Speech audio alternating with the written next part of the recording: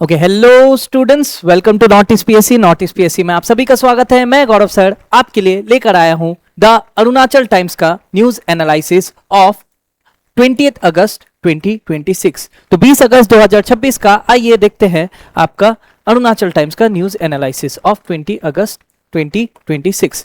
सो start करने से पहले थॉट ऑफ द डे, एक इंपॉर्टेंट सीख, ठीक है, कि life and time are the world's best teachers. ठीक है, जो जीवन है हमारा, जो लाइफ है और जो वक्त है, ये हमारे सबसे बेहतरीन टीचर्स है। क्यों? Life teachers us to make good use of time. ठीक है, जो हमारी जिंदगी है, जो लाइफ है, वो हमें सिखाती है कि समय का अच्छा से यूज कीजिए, और समय हमें सिखाती है कि लाइफ को वैल्यू करना चाहिए। तो चलिए इसी सीख के साथ आगे आज का सेशन आइए अब शुरू करते हैं। ठीक है, सो याद रखिएगा, life and time are the world's best teachers. चलिए, so let us see the first news of the day. Financial literacy workshop held at Yachuli. ठीक है, तो एक फाइनेंशियल लिटरेसी वर्कशॉप हुआ याचुली में। तो ये GS paper 2 welfare schemes for vulnerable sections और role of self help groups, FPOs और इन रूरल डेवलपमेंट पर्सपेक्टिव से जरूरी है।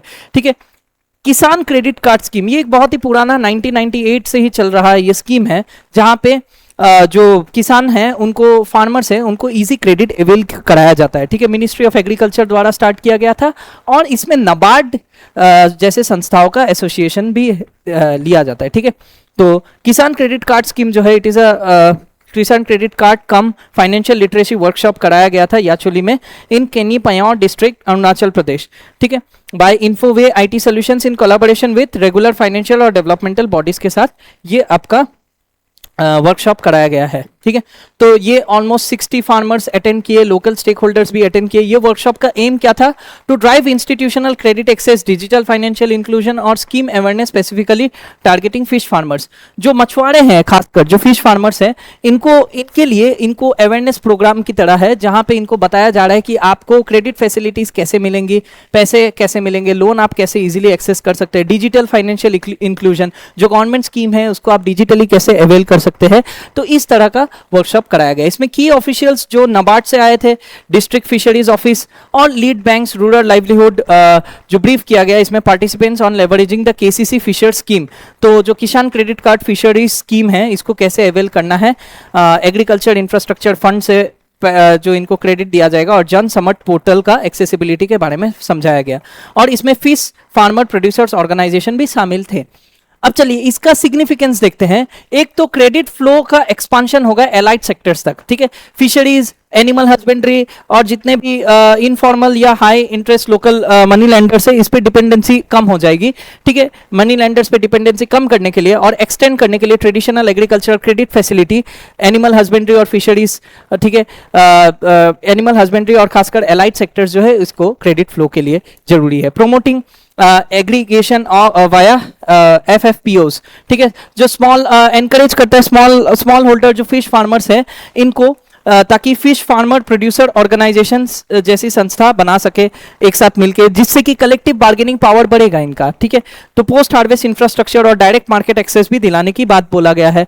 एंड आपका तीसरा ये इंपॉर्टेंट, इसका इंपॉर्टेंस क्यों है इस वर्कशॉप का? क्योंकि डिजिटल फाइनेंशियल इंक्लूजन कराया जाएगा। ठीक है, तो प्रमोट्स एग्रीटेक एडॉप्शन, जैसे कि एग्जांपल कृषि का मोबाइल ऐप, जन समर्थ पोर्टल, ऐसे अगर जो गवर्नमेंट स्कीम अवेल करने के लिए जो ऐप का एक्सेस है, जो ऐप किस तरह से यूज करना है डिजिटली, अगर ये अवेयर रहेंगे तो फार्मर्स खुद ही गवर्नमेंट स्कीम को अवेल कर पाएंगे, जिससे कि लोन प्रोसेस स्ट्रीमलाइन हो जाएगा, इजीली इनको लोन मिल जाएगा, क्रॉप एक्वाकल्चर इंश्योरेंस भी प्राप्त होगी, सोशल सिक्योरिटी बढ़ेगा, और रिमोट हिल डिस्ट्रिक्ट में इसका कवरेज भी बढ़ा जाएगा। तो ये 3 कारणों से ये इंपॉर्टेंट हो जाता है ये वर्कशॉप। एक तो credit flow expansion, promoting aggregates via fish farmers producers organisation, और डिजिटल फाइनेंशियल इंक्लूजन। ठीक है, तो आइए देखते हैं current status. Institutional platform integrate किया गया है, जैसे Jan Samarth portal, KCC fisheries working capital facility लाए गए हैं, जो अनेबल करता है fish farmers to secure short term credit almost 2 lakh रुपए तक का, बिना किसी कोलैटरल, यानी कि बिना किसी चीज को गिरवी रखे, यानी प्रॉपर्टी पेपर्स या ऐसा कुछ गिरवी रखने की जरूरत नहीं, बिना कोलैटरल का इन्हें 2 लाख तक का लोन दिया जाएगा, जिससे कि फिश फीड, फिश के खाने की सामान, पॉन्ड मेंटेनेंस और इलेक्ट्रिसिटी, यहाँ तक फ्यूल जो एक्सपेंसेस है ये भी ये लोग मीट कर पाएंगे।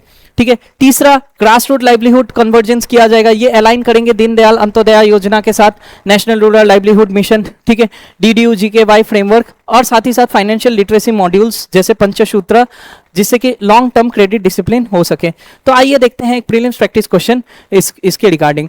तो with reference to institutional credit scheme और फाइनेंशियल इंक्लूजन इनिशिएटिव, ठीक है, in India's agriculture sector, consider the following statement. तो ये जो किसान क्रेडिट कार्ड स्कीम है, it was extended to cover the working capital requirements of the animal husbandry and fisheries farmer in 2018 से 19, yes correct। Agriculture infrastructure fund जो है, ये एक मीडियम लॉन्ग टर्म डेब्ट फैसिलिटी है debt interest provides interest subvention and credit guarantee support for post harvest management, ठीक है, yes correct है। जन समर्थ पोर्टल एक डिजिटल प्लेटफॉर्म है जो एक्सक्लूसिवली RBI चलाती है, ताकि नॉन परफॉर्मिंग एसेट्स को मॉनिटर कर सके। नहीं, RBI नहीं चलाती, ठीक है, तो ये स्टेटमेंट गलत हो जाता है। So the correct answer, जहां जहां 3 है हटा दीजिए, would be 1 and 2. So the correct answer to this question would be option A. समझ गए, ठीक है। एक्सक्लूसिवली RBI द्वारा रन नहीं होता है, Jan Samarth portal ministry of finance चलाती है, ठीक है। तो नेक्स्ट न्यूज देखते हैं, पे health workers, okay, Arunachal Times का एक आर्टिकल है, पे हेल्थ वर्कर्स, ठीक है, human values and professional ethics point of view, यानी GS paper 4 point of view से जरूरी है। जो पब्लिक प्राइवेट मॉडल है, जो पब्लिक प्राइवेट पार्टनरशिप है, गवर्नमेंट हॉस्पिटल और प्राइवेट आपका NGOs खासकर जो पार्टिसिपेट करते हैं गवर्नमेंट स्कीम में, कहा जा रहा है कि 250 अराउंड 250 हेल्थ प्रोफेशनल्स, जिसमें डॉक्टर्स आते हैं, नर्सेस आते हैं, लेबोरेटरी टेक्नीशियंस आते हैं, फार्मासिस्ट आते हैं, जो ऑपरेट करते हैं अंडर NGO और पब्लिक प्राइवेट पार्टनरशिप मॉडल के अंतर्गत नेशनल हेल्थ मिशन में अरुणाचल में। ये डिमांड कर रहे हैं कि इनका इमीडिएट क्लियरेंस कीजिए सैलरीज, जो इनका मार्च से इनका सैलरीज पेंडिंग है। तो पब्लिक प्राइवेट पार्टनरशिप पे एक सवाल उठा है कि सैलरी ही हेल्थ केयर प्रोफेशनल्स को नहीं देंगे तो कैसे ये पार्टनरशिप चल पाएगा, ठीक है, जो NGO लेड आपका नेशनल हेल्थ मिशन के अंतर्गत काम कर रहे हैं, ठीक है। तो serving in isolated geographically challenging districts या टेरेन में वर्कर्स हाईलाइट किया है कि इनका स्टाइपेंड काफी समय से रुका हुआ है, ठीक है, it has been withheld to 7 to 8 months, 7 से 8 महीने तक इनको स्टाइपेंड नहीं मिल रहा है। तो कंटिन्यूअसली बिफोर पार्शियल डिसबर्समेंट, थोड़ा थोड़ा करके डिसबर्समेंट किया जा रहा है, विच इज वेरी कंसर्निंग, ठीक है। तो हेल्थ केयर प्रोफेशनल्स को कैसे काम करे, इनको भी तो अपना घर चलाना है, ओके। तो while reaffirming support for the PPP model role in extending rural healthcare workers are called for streamlined institutional mechanism। तो एक तरह का automated monthly salary mechanism disbursement किया जाए, तो ऐसा डिमांड कर रहे हैं हेल्थ केयर वर्कर्स। तो ये जो इशू है और जो एडमिनिस्ट्रेटिव बॉटलनेक्स, ये देखते हैं, फंड फ्लो डिले हो रहा है PPP कॉन्ट्रैक्ट्स में, कई बार ब्यूरोक्रेटिक फ्रिक्शन, ऑडिट क्लियरेंस नहीं हो पाता है, या फिर डिले जो फंड ट्रांसफर है इसमें डिले हो जाती है कई बार गवर्नमेंट की तरफ से, स्टेट हेल्थ सोसाइटीज जिसमें to manage NGO resulting in chronic wage arrears. तो बहुत सारा वेज एरियर्स जमा होता रहता है, ये एक प्रॉब्लम है। Lack of direct benefit transfer, DBT नहीं है, ठीक है, मतलब डायरेक्ट बेनिफिट ट्रांसफर नहीं हो पाता है, ठीक है। डायरेक्ट बेनिफिट ट्रांसफर का सेफगार्ड, जैसे absence of automated escrow accounts का कमी है, जिससे कि डायरेक्ट वेज ट्रांसफर नहीं हो पाता है मैकेनिज्म, जो कॉन्ट्रेक्चुअल वर्कर्स को खासकर वल्नरेबल बना देता है, ठीक है, वल्नरेबल बना देता है, और एडमिनिस्ट्रेटिव डिले होने के कारण। एक्सट्रीम फील्ड लेवल चैलेंजेस भी है, जो हेल्थ केयर वर्कर्स है ये कई बार हजार्डस कंडीशंस में काम करते हैं, लिमिटेड रोड कनेक्टिविटी, अरुणाचल जैसे एरियाज में कई बार क्या होता है, रास्ते का भी कनेक्टिविटी सही नहीं होता है, और काफी रिस्की सिचुएशन में ये लोग काम करते हैं, बहुत सारे इन्फेक्शियस डिजीजेस में आपका हेल्थ केयर सर्विसेज प्रोवाइड करते हैं, and high living cost in remote circles. हमें पता है कि यहाँ लिविंग आपका बहुत चीज़ों का दाम भी काफ़ी ज़्यादा है, तो फाइनेंशियल स्ट्रेस भी पड़ता है, जो कि इम्पैक्ट करता है इन ओवरऑल फाइनेंशियल डिस्ट्रेस। तो ये सारे कुछ प्रॉब्लम्स है, ठीक है। स्ट्रेटेजी का सोशियो हेल्थ सिग्निफिकेंस, एक तो last mile health care delivery, जो ये वर्कर्स है पब्लिक प्राइवेट पार्टनरशिप मॉडल में, इस पे क्या होता है, last mile health connectivity, health care workers जो नेशनल हेल्थ मिशन PPP, ये बैकबोन है प्राइमरी हेल्थ केयर सिस्टम का इन रिमोट हिमालयन बॉर्डर डिस्ट्रिक्ट्स, जहां पे स्टेट का एडमिनिस्ट्रेशन कई बार ज्योग्राफिकल कंस्ट्रेंट के कारण पहुंच नहीं पाते। तो ये PPP model is like a saviour. इन्हीं को अगर सैलरी नहीं देंगे तो काफी दिक्कत होगा। Operational visibility of PPP model, ठीक है, demonstrates how procedural delay in fund releases between government health departments and partner NGOs compromise public service, तो डिलीवरी एंड वर्कर रिटेंशन। तो क्यों कॉन्ट्रेक्चुअल वर्क में आपका गवर्नमेंट के जो एम्प्लॉयज है वो काम करना चाहेंगे, ठीक है। अगर फंड डिले हो जाता है तो इससे क्या होता है, जो वायबिलिटी है PPP मॉडल का, ये क्वेश्चन में आ जाता है। It is this system itself gets questionable, ठीक है, मोटिवेशन भी नहीं मिल पाता है वर्करों को। तो वर्कर वेलफेयर और रिटेंशन, परसिस्टेंट सैलरी डिले, अब जितना ज्यादा डिले होगा उतना ज्यादा ये डिमोटिवेट होंगे। Like I said, essential medical personnel threaten करेंगे to worsen brain drain and doctor percentage ratio. वैसे ही इंडिया में डॉक्टर परसेंटेज रेशियो कम है, अब ऐसे अगर वर्कर्स का सैलरी डिले होगा तो ये माइग्रेट करना प्रीफर करेंगे, इंडिया में रहना ही नहीं चाहेंगे। समझ में आ रहा है? So that these are certain issues. Way forward simple है, एस्टेब्लिश कीजिए कोई रिवॉल्विंग एस्क्रो फंड्स जो स्टेट डेडिकेटेड एस्क्रो अकाउंट्स हो, जिससे कि अनइंटरप्टेड सैलरी रिलीज हो पीपीपी मॉडल्स के केस में। इंटीग्रेशन विद पीएमएफएस और डीबीटी, डायरेक्ट बेनिफिट ट्रांसफर और पब्लिक फाइनेंशियल मैनेजमेंट सिस्टम के साथ इसको इंटीग्रेट किया जाए। सर्विस कंडीशन और मॉडर्नाइजेशन किया जाए, ठीक है, इनकॉर्पोरेट किया जाए strict accountability measures, timely budget sanction protocols और hardship allowances for personnel posted in remote border zones. जो रिमोट बॉर्डरिंग एरियाज में सर्व कर रहे हैं उनको हार्डशिप अलाउंस भी दिया जाए ताकि वो मोटिवेटेड रहे। और हेल्थ जो है, health and education are the two essential pillars, okay, ताकि हेल्थ में किसी भी तरह का कॉम्प्रोमाइज ना हो। तो ये सारी चीजें की जा सकती है, ठीक है। आइए देखते हैं prelims practice question with respect to national health mission. तो with reference to national health mission और public private partnership model in India's health sector, consider the following statement. जो नेशनल हेल्थ मिशन है, पहला स्टेटमेंट बोल रहा है, इसमें दो सबमिशंस आते हैं, नेशनल रूरल हेल्थ मिशन और national urban health mission. Yes, ये स्टेटमेंट तो सही लग रहा है। दूसरा स्टेटमेंट देखते हैं, पब्लिक फाइनेंशियल मैनेजमेंट सिस्टम जो है, is under public financial management system central and state schemes can be tracked in real time to facilitate direct disbursement to ultimate beneficiaries और सर्विस प्रोवाइडर्स। यस, ये भी सही है। Health care delivery जो भारत के संविधान में, ये कहाँ आता है? यूनियन लिस्ट में आता है, नहीं, यहीं पे गलत हो गया, हेल्थ स्टेट लिस्ट का पार्ट है, ठीक है, याद रखिएगा। तो 3 जहां है हटा दीजिए, obviously 1 and 2 would be the correct answer to this question, ठीक है, 1 and 2 सही है। Now let us see the third news of the day. Bhoti day highlights Sona Rinpoche's legacy, ठीक है। पार्डन में प्रोनाउंसिएशन, अगर प्रोनाउंसिएशन में थोड़ी भूल हो गई है तो क्षमा चाहते हैं, ठीक है। जहां तक मुझे लग रहा है सोना रिंपोचे, ठीक है। If I am wrong then kindly please correct my pronunciation, ठीक है। तो भूति डे हाईलाइट किया गया ऑफ सोना रिंपोचेस। देखिए, तो ये जो भूति डे है, it highlights Sona Rinpoche's legacy.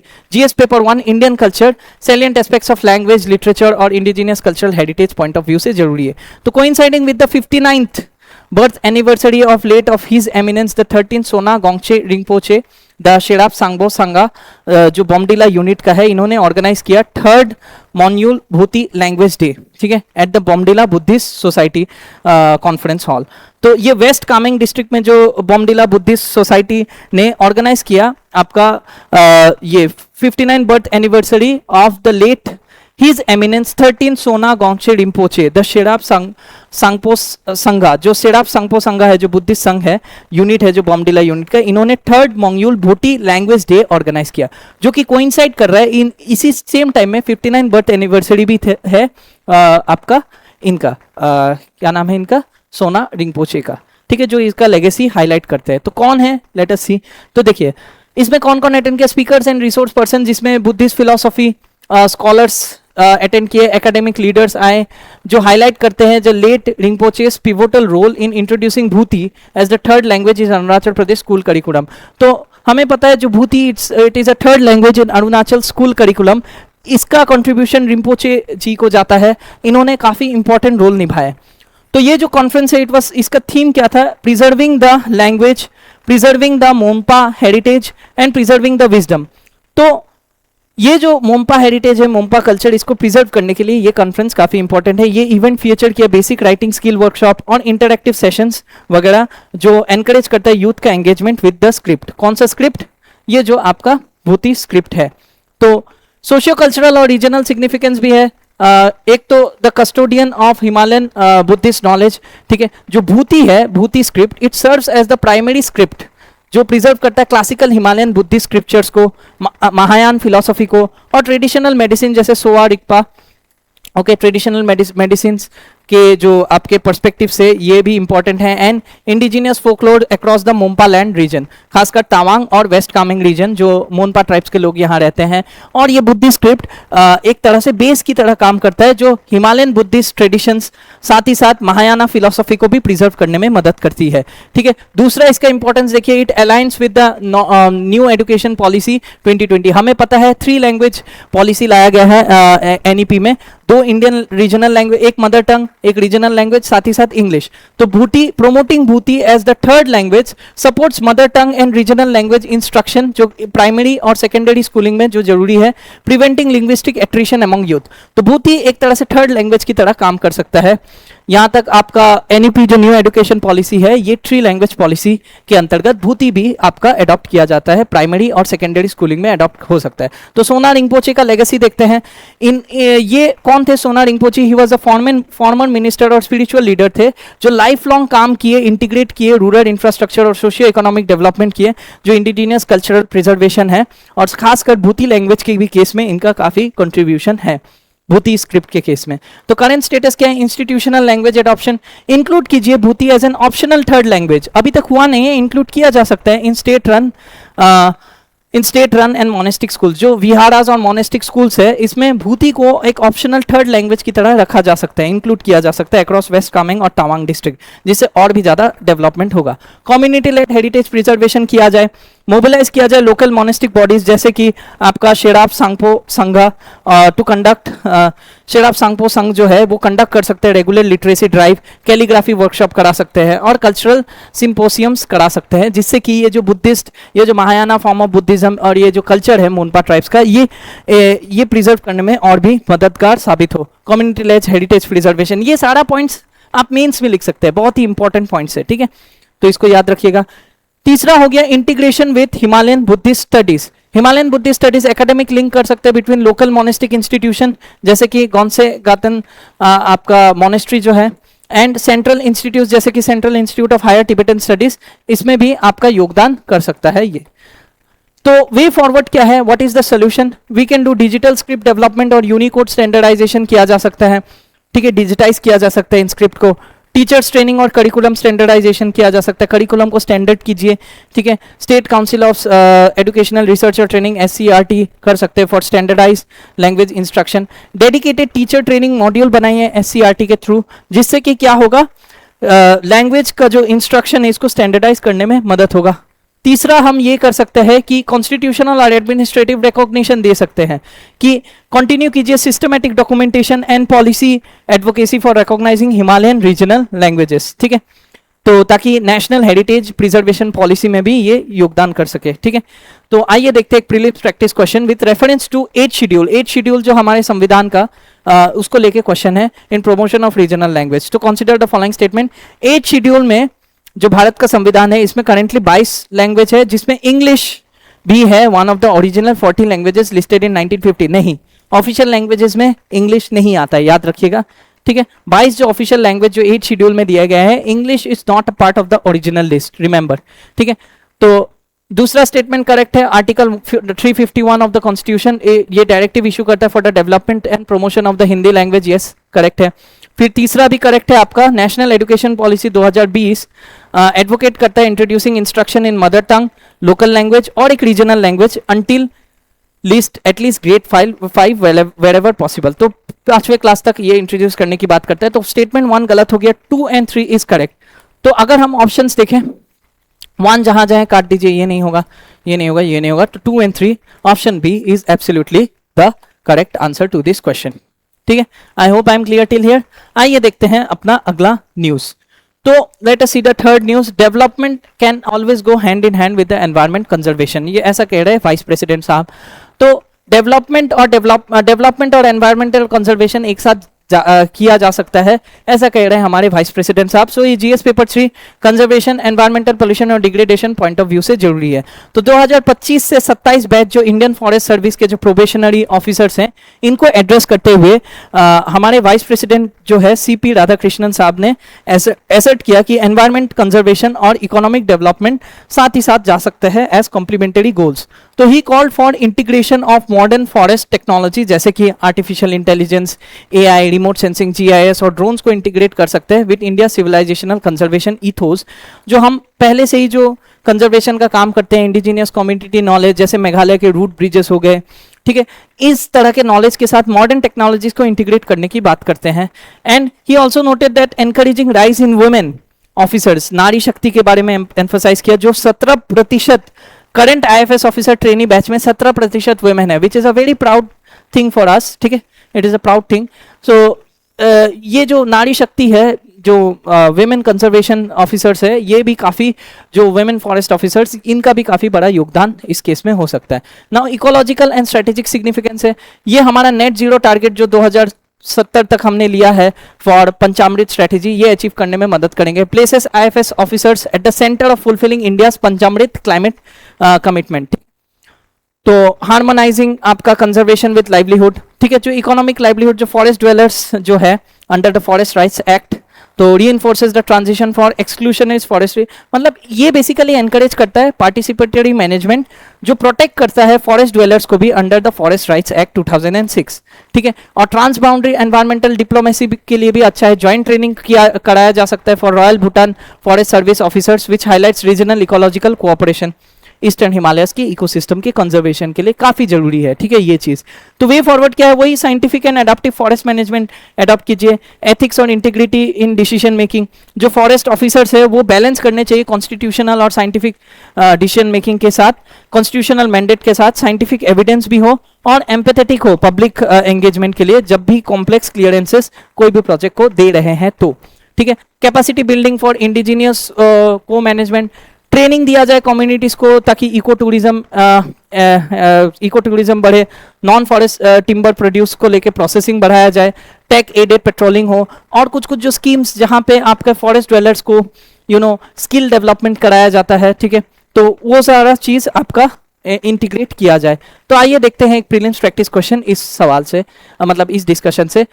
तो फॉरेस्ट गवर्नेंस और एनवायरमेंटल इनिशिएटिव इंडिया के पर्सपेक्टिव से आइए इन स्टेटमेंट्स को देखते हैं।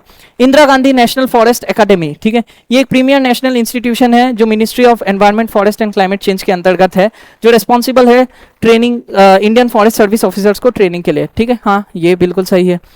दूसरा स्टेटमेंट देखते हैं, इंडिया के जो एनडीसीज है, नेशनली डिटरमाइंड टारगेट, जो हमने पेरिस अकॉर्ड में आपका रखा था, पेरिस एग्रीमेंट में, तो इंडिया एम करता है एक एडिशनल कार्बन सिंक बनाए 2.5 से 3 बिलियन टन्स का, जहां पे carbon dioxide equivalent through additional forest and tree cover by 2030, yes absolutely correct.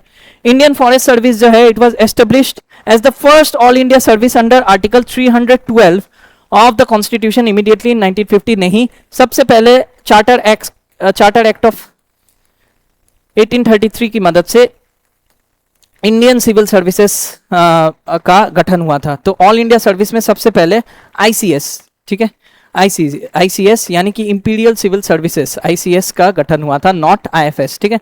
तो ये स्टेटमेंट गलत हो जाता है। तो इफ यू सी 3 गलत है, 3 गलत है, 3 गलत है, तो करेक्ट आंसर क्या हो जाएगा, 1 and 2, 1 and 2 would be the answer to this question, ठीक है। समझ में आ रहा है कैसे स्टेटमेंट को एलिमिनेट करके आंसर देना है, ठीक है। I hope you are clear about this. आइए देखते हैं अपना आखिरी न्यूज आज के सेशन से, ठीक है। तो चलिए आज के सेशन से आखिरी न्यूज, ओके यही आखिरी न्यूज था, ठीक है, माय मिस्टेक। तो आज के इस सेशन में इतना ही स्टूडेंट्स। आई होप इस सेशन से आपको बहुत कुछ सीखने को मिला होगा। आप अपने हेल्थ और अपने रिवीजन पे फोकस कीजिए, ठीक है। आई होप आप सभी का सिलेक्शन हो जाए। तो चलिए इसी तरह से आपसे इस सेशन में विदा लेते हैं। तब तक के लिए thank you so much, sayonara and जय हिंद, जय भारत। मिलते हैं अगले सेशन में, थैंक यू।